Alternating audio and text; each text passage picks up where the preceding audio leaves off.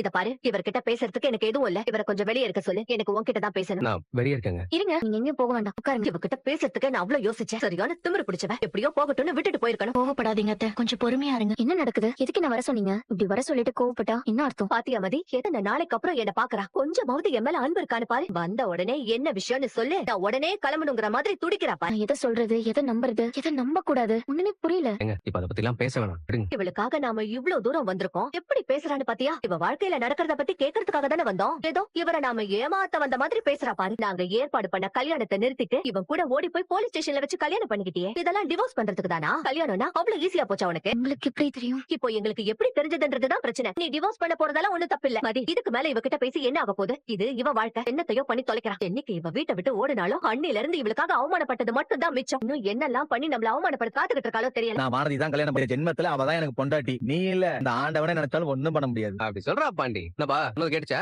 Okay தானே இப்போ? ஏய், எல்லாம் உனக்கு சாதகமா நடக்குதுங்கிற திமிர்ல தான் ஆடுற. வானதி இன்னும் எங்க வீட்டுல தாங்கிறா. அவளுக்கு யார கல்யாணம் பண்ணி கொடுக்கணும்னு நாங்க தான் முடிவு பண்ணுவோம். சீக்கிரமா அவளுக்கு ஒரு நல்ல பையனா பார்த்து நான் கல்யாணம் பண்ணி வைப்பேன்டா. இதை என் சவாலாவே வச்சுக்கோ. உன் வீட்டுல வானதி இருக்கட்டும்னு சொல்லி கொண்டு வந்து விட்டதே நான் தான் ராஜா. நான் நினைச்சா அவளை எப்ப வேணாலும் திரும்ப கூட்டு போய் கல்யாணமும் பண்ண முடியும். தேவையில்லாம அசிங்கப்படாம நான் தான் உன் தங்கச்சியோட புருஷங்கிறத உன் மனசளவுல ஏத்துக்க முயற்சி பண்ண. உன்னை அடிக்கிற விளையாட்டு எனக்கு மிச்சமாகும். அவ்வளவு திமிர்ல உனக்கு எல்லாம் அவ கொடுக்குற தைரியம் தானே. You carry on, go go. Carry எடு, வண்டி எடு. Bro, நீங்க வாக்கிங் கண்டினியூ பண்ணுங்க. கண்டினியூ.